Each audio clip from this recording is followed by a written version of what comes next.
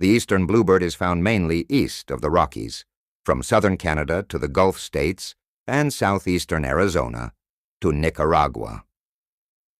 The growth of trees across the Great Plains over the past century due to fire suppression and tree planting has helped their range expand westward. It has also affected the range expansion of many other bird species. From 1966 to 2015, populations of eastern bluebirds increased by 1.5% annually across most of their breeding and year-round ranges, although exceptions occurred in southern Florida and the Ohio River Valley. The eastern bluebird prefers to live in open areas, mainly near vegetation, where low shrubs are few and ground cover is sparse.